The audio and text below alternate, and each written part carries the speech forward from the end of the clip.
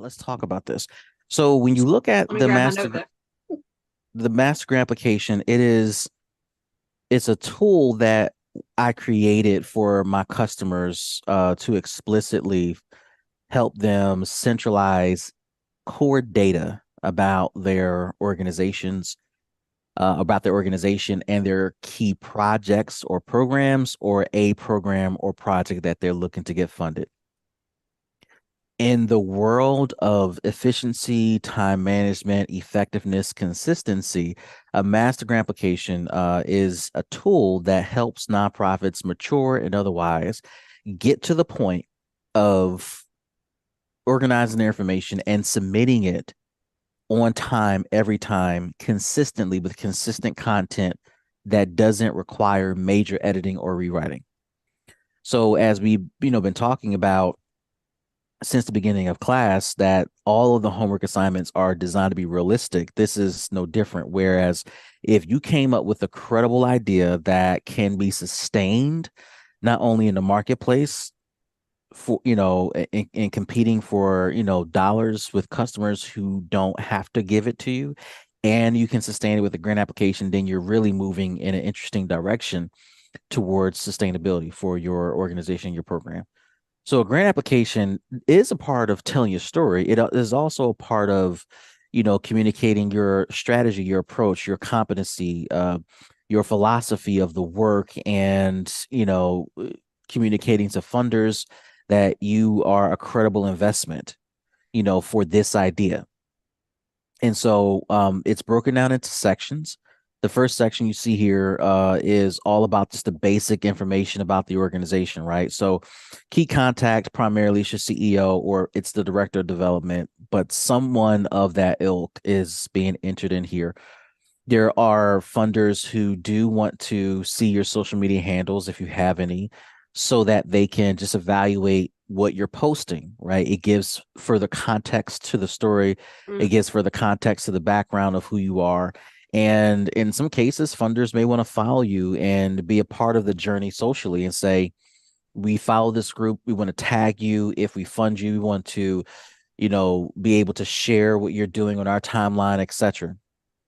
So they'll ask for that information.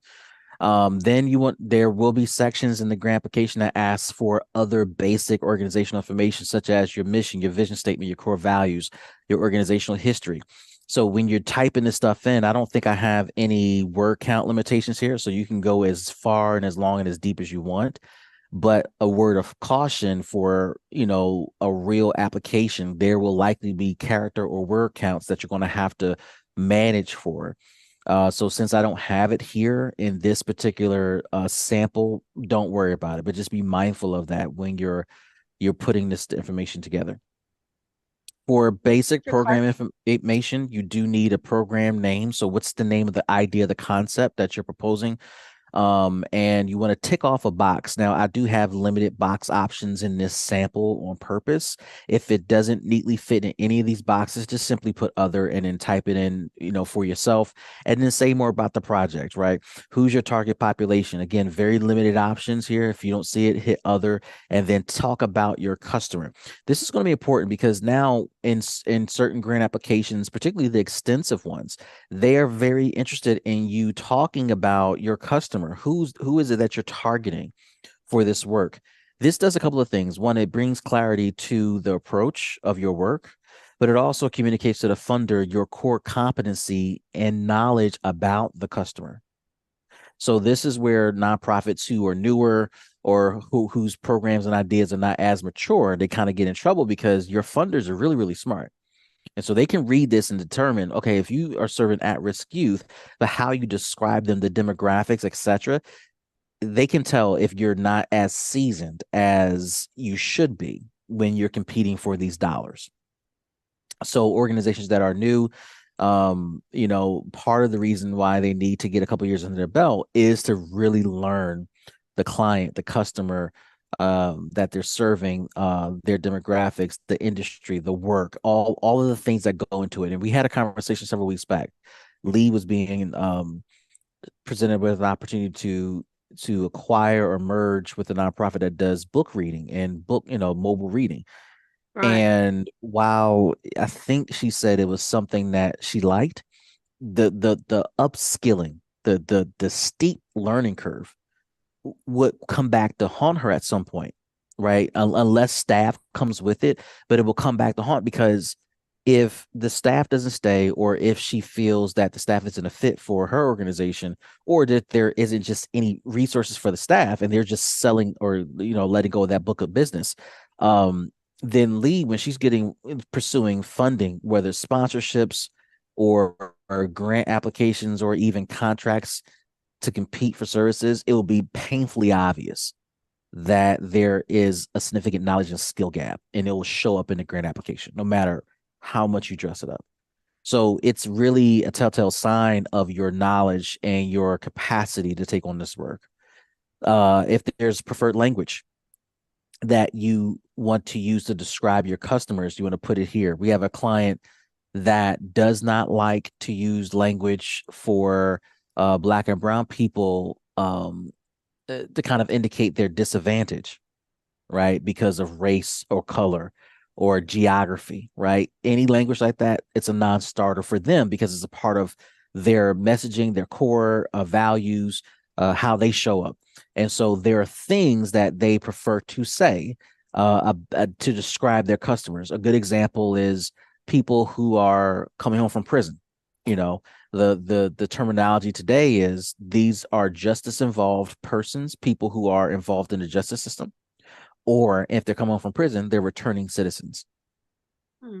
So if you're going to use words like ex-con in your language, just understand that funders who are deep in this work, when they see that, they know that you're not plugged in, Hmm. because language has it continues to change and evolve. And of course, as I get further and further removed from certain operations or certain core projects, you know, the language that's being communicated in this video may not be relevant, right? So be mindful of the evolution of language. Language to avoid. What language do you not want to communicate, right? So you don't want to use the word ex-con, right? We don't use Right. that, but we'll say returning citizen. So whatever it's relevant to your idea, you want to make sure you highlight that. What's the program budget, not the organizational budget, program budget. This is also a telltale sign of capacity and knowledge. If you are a youth serving organization and you say all I need is $5,000 to do, to serve 1,000 families and give out turkeys and toys for Christmas, and to do a youth program that does workforce development and get the kids off the street and save lives, the funder will immediately realize and say, "Is there a typo? Did you mean 50 or 500,000? No, we just need 5,000.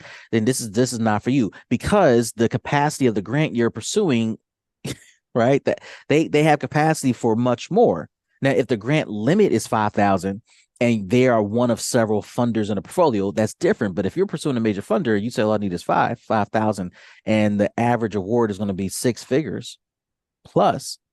It's a telltale sign that there's limited capacity in the leadership and the staff, etc. So it's going to be important for you to think about what's that program budget going to be? What's the problem statement? What's the community need that you're trying to resolve? Now we need to describe the project overall. What are you trying to do? And I provide a methodology here that I have used for years. And I use this in so many arenas and so many applications. But these are what I call the 5 strategy questions. So it starts off with, where are we now? This is a part of putting together your program narrative. You will see questions in your grant application that look somewhat similar to these. They won't say these exact words or terms, but you will notice questions in major applications that really ask these questions. So first one is, where are you now? What is the current history? What is the current situation that your program is dealing with, or your customer is dealing with? What's the right now? What's the good, the bad, and the ugly all at once?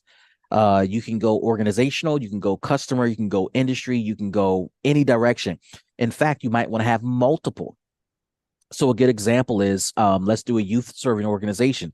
In our current state, there are 7,000 opportunity youth in our city. That means that these are 7,000 young people between the ages of 18 and 24 who are not connected to the workforce system, who are not enrolled in advanced education or ongoing education opportunities, and who currently do not have a future pathway identified for self-sufficiency and economic mobility. Further, we believe we have a solution for those young people. However, our current funding limits or funding limitations has limited our ability to expand the number of people we can serve. So right now in 2023, with the year almost being over, we have served let's say 1,672 young people.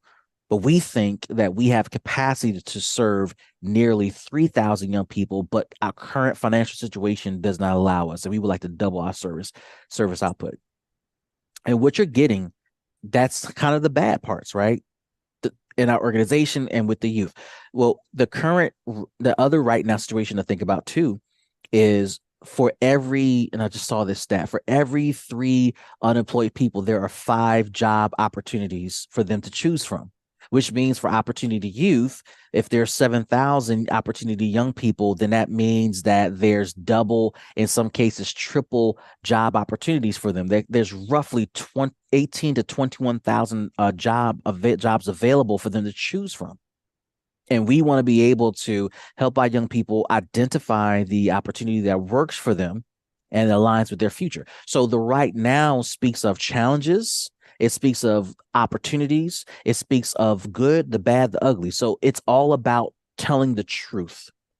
The next question is, well, where do you want to go? It's a vision statement. So given the right now situation, limited resources, a desire to double services, a proven track record, which is also part of the right now story too. We've been doing this for X number of years. We serve 1,600 young people, right? So where do you want to go? What's the vision? Well, we want to serve 3,000 young people and connect roughly 80% of them to open opportunities that are that are connected to self-sustaining wages, economic mobility opportunities, and helps them get on the pathway of developing potentially a career pathway that provides self-sufficiency long term. That's the vision, right? You may have a vision that says we want to serve 3,000 young people, get them connected to jobs to reduce crime in our community, or to reduce poverty, or to increase access to housing, or transportation, or to increase access to childcare. Whatever the mission or purpose is, this vision statement, this is where this is going to go, because the funders going to want to know, well, what are you selling? What are you putting out there, and why? The third question is, well, how do you get there? If your vision is to serve 3,000 young people, and you want to connect them all to jobs, and you want to see them economically self-sufficient, how do you get there? What are the steps, the strategies, the approaches? This is fairly high level. Fourth question is, well, fourth question is, what steps do you need to take to get there? So you go from high level, now you got to explain on a much more deeper level each of those strategies. What are your substeps, subtasks, action plan stuff, etc. Fifth question is, well, how do you measure success? Whether it's number of people served, whether it's number of people recruited, whether it's other KPIs that you identify for the services, number of people placed, number of employers engaged, average wages for young people, like whatever is relevant to your program, you want to identify those measurements of success. I'm a big believer in program partners, that you will see this in grant applications. But from a tactical perspective, program partners really are essential to your success. They are a lifeline. And one of Lee's examples this semester, we talked about partnering with Big Brothers Big Sisters, right? Recruiting talent to go into the school, recruiting from the school district, etc. Those are your partners. Those are organizations that have credibility, standing, maturity, that can add value, and are recognized names to the funders you're pursuing. Okay, so they're partnering with so-and-so organization.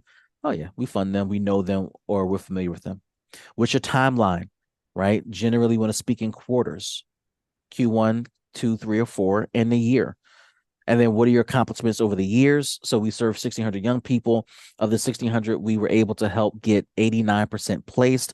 We were able to see an average of $18.62 per hour in wages for our young people. We were able to see an increase of 30% of young people access childcare for the children. We've seen a significant increase in our young people access transportation, steady transportation, right? Whatever those stats are, tell your story because funders want to know what that is.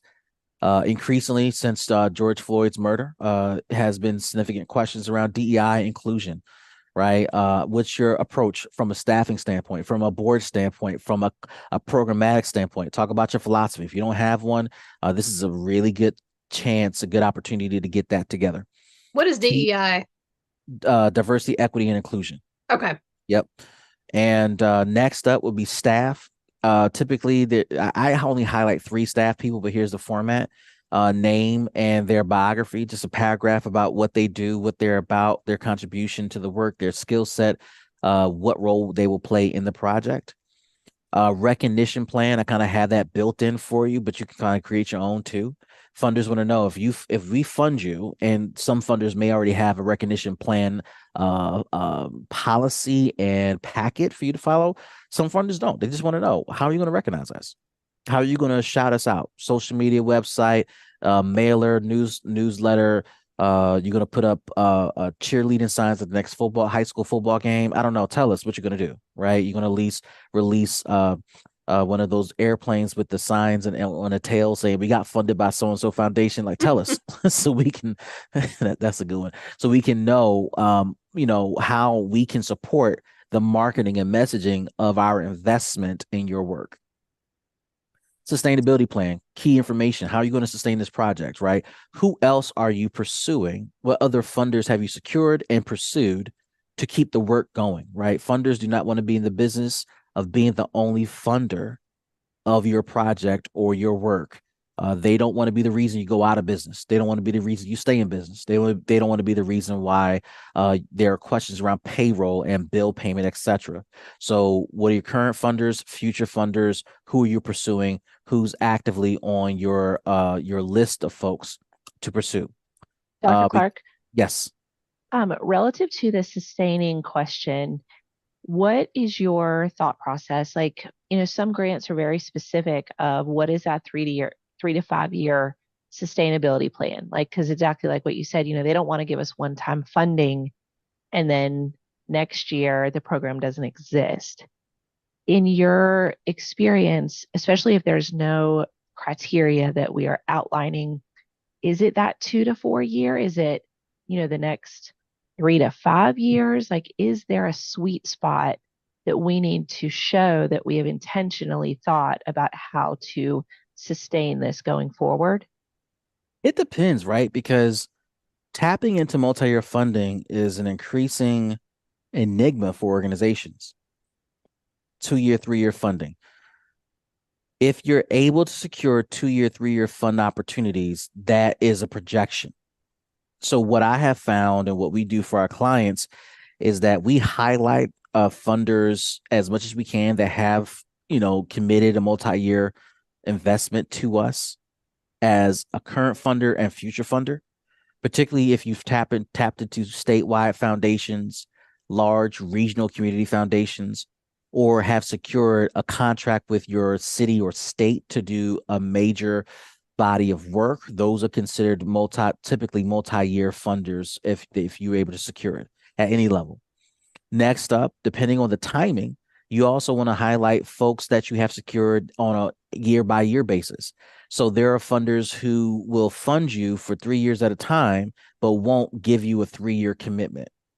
You'll just have to reapply. So depending on when you're applying for another funder, that funder that's already secured is either considered secured and or is in the position of a pending application. Right. So I think that's the best way to think about it and approach it. The other way to think about it too is if you have partners at the table that you're bringing on this project, their secured and pending applications count towards the sustainability of this project too. All right. Does that help?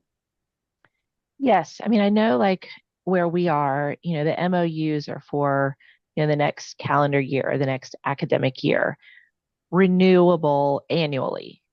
So there is a statement of, okay, in a year we can reevaluate and adjust going forward, but that the conversation is that this is an ongoing program. We just may need to tweak it on an annual basis as to what that looks like going forward. Yep.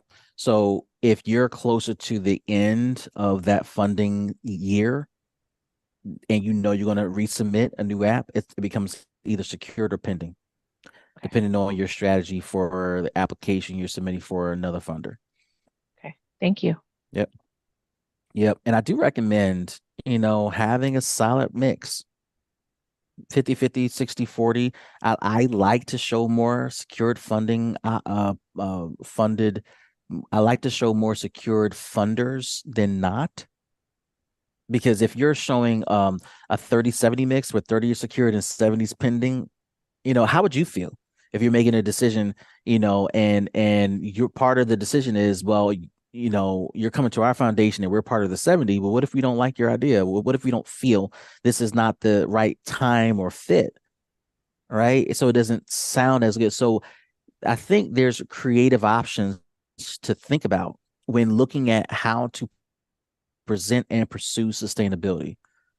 I do think that being monolithic and being rigid in how you present stuff can create some challenges for you, which is why, in some cases many cases you don't have your accounting person do the stuff.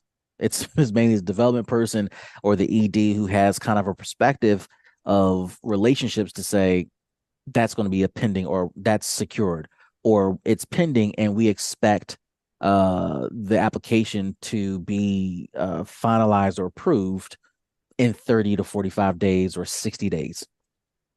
Because most EDs and funding development leaders, they have a feel for many of the funders that they're pursuing. Does that make sense? Yes. Yeah. Okay. Organizational files. This is not exhaustive. This section is not designed for you to go find this stuff, especially if you're doing this for the first time or you're doing this of an organization that you're not associated with.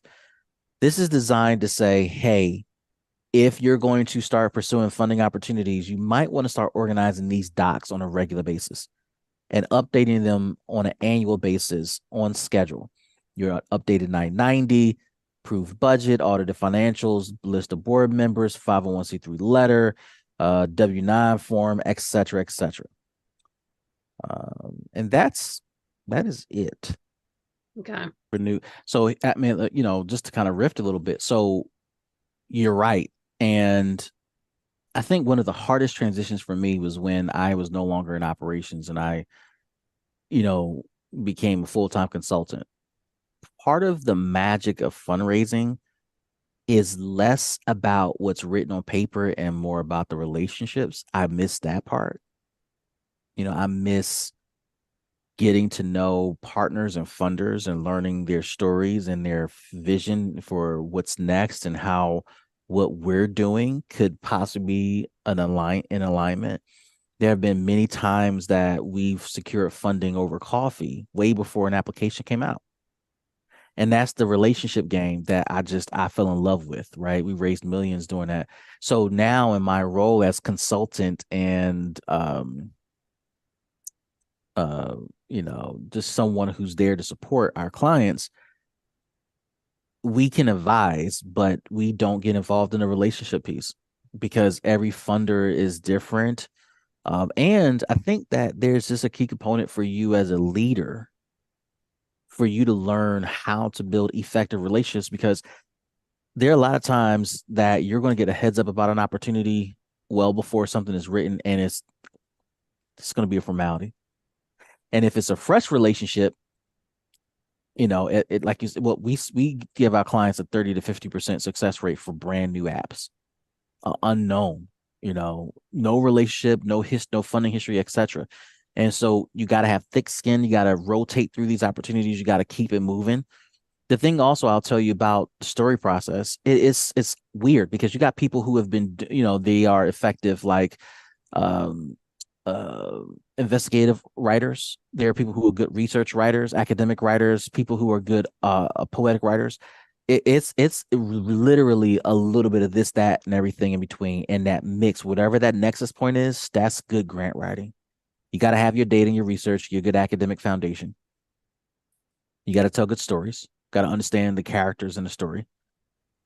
I believe that there has to also be some poetry to this thing. How you articulate the nuances of the work and say it in a different way, not for shock value, but to give people something to think about. And I'll give you an example. We during pre-COVID and during COVID, I did a lot of workforce development for youth, young adults, returning citizens, etc. And instead of talking about workforce development as like this thing we do for people who can't do for themselves, the language began to shift on my team, talking about how do we help employers identify talent within urban centers.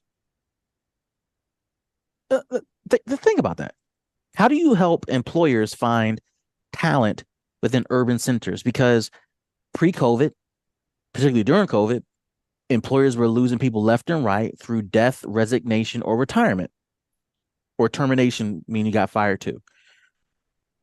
And businesses are still going on. So my keywords now, how do you help employers connect with talent, available persons who can fill job opportunities in urban centers? Another way of saying the inner city, where Black and brown, highly barriered families, individuals exist where they live.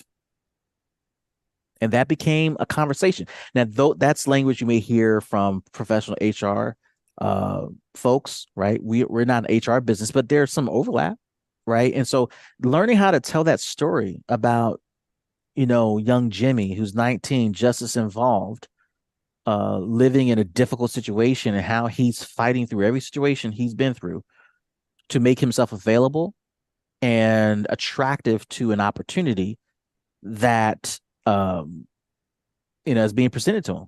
Like, what's that story like? So now you're an investigative reporter where you're also researching all this information about Jimmy, about the employer. Then you're an academic person, you're telling the stats, and now you're a poet.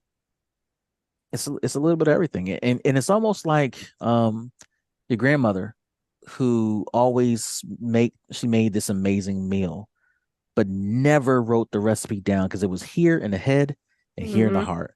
And then before the meal's ready, she gets a little spice, this little pinch, and it makes the difference in an ordinary dish. Just that pinch. That's what grant writing is like to me.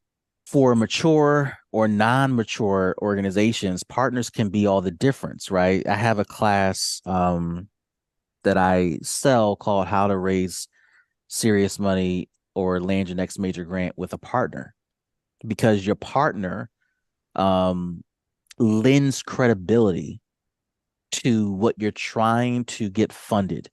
Even if you've been in business for a long time, you may be introducing a very new project that has not been associated with your organization in the past. So what you do, you go get a partner who has credibility, you bring them to the table. You also take a look at your rationale for doing this, meaning you got to look at your history and make the case that we've been doing this to some degree, just in a different way or different form, and we want to be more intentional about doing X. So here's the connection. It's no different from when you put your resume together to get a job. What makes you qualify for a job you never had before? Well, it's kind of your connection points to the new job, to the old job. So you got to tell that story. I'm also a big fan, and it's something we talked about in class a little bit too, but I'm a big fan of piloting things for free. So if you've become really, really good at what you're doing and you're trying to expand, if you have some resources, some dollars left aside, I'm a big fan of piloting elements of expansion, innovation, evolution, and current or future program opportunities, so that when funding opportunities open up, you can then tell a story based upon what you've piloted. So now you not only have a partner at the table, you not only have your organizational history, but you have recent history of you testing a concept and piloting concept and having real results. The last thing too, I'll tell the story like this. When I graduated with my doctorate, my mother said that my doctorate degree is actually her degree, right?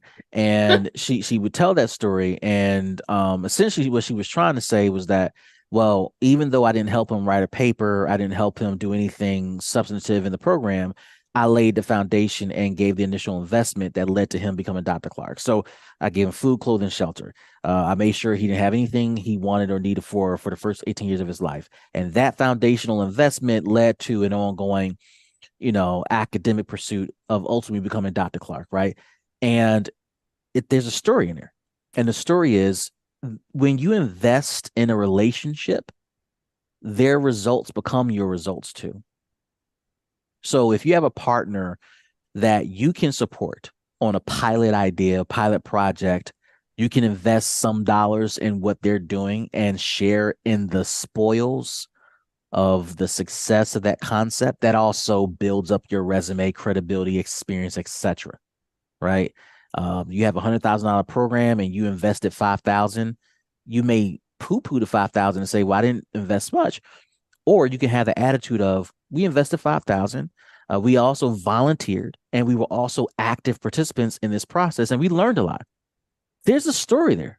And then when you approach this partner to say, "Hey, I really want to do X, Y, and Z. Would love for you to work with me on this," there's a higher likelihood that they're going to say, "Sure, let's talk about this," because you've invested something of from your coffers to help and support this. So partners can be extremely valuable in your ability to generate revenue.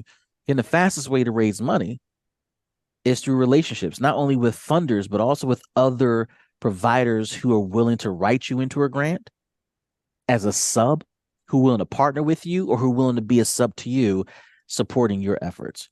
I can go on and on and on about that. But yeah, it can make a significant difference in your journey of raising money. Let's see here. I'll share this presentation. And maybe this will help, just to help you think through the concepts that we're talking about. Let me share my screen here, and this is one of several presentations that I've given that talks about how to write in a pretty good grant. So number one, we talked about relationships, fast way to raise money. So the slowest way to raise money is through strategy. All right. And it's your strategic plan and other documents in place. But what I'm getting ready to share with you falls into that category. Listen, this can help you raise money, but it's going to be slow. Just understand this. So there are a couple of things you need to kind of master when it comes to grant writing. Number one, you got to plan the writing process. So when we engage our clients and we serve as a grant writer for our clients, we plan the process a year out in advance. We have a calendar of what's due. We also have a specific due date when we like to submit grants to our clients for their review and editing, because we know that life happens, stuff happens at the workplace, delays happen. Our commitment is that they will always submit a grant on time, but it begins with our writing process. And when we write, how we write, our journey of getting from nothing to something. I would encourage you to think about that. I would encourage you to think about number two, you got to become creative in your writing process. So there's like the raw data and information about your program that you have, right? There's nothing cool or sexy about it, right? It is what it is. But when you have that stuff written down on paper, it is helpful to learn how to say what's on paper differently, creatively, artistically, poetically. If you don't have that skill, then gather some people around you who can help tell the same story, but differently to a different audience, and start to develop the language around that. Next up, develop the right writing techniques. We talked about some of those. Terminology. So you got to have the terminology down relative to the subject matter you're writing about, and that's relevant to the funder. Again, if funders can read your stuff and determine you don't have the basic knowledge, and they know that because of the terminology you're using or not using, that can be a deterrent to funding you. Also, develop a storytelling approach. There's a guy, I think his name is Andy Goodman. He has great framework around how to tell an effective story and practice the writing process. So it's a nonstop process of practice, et cetera, et cetera, et cetera.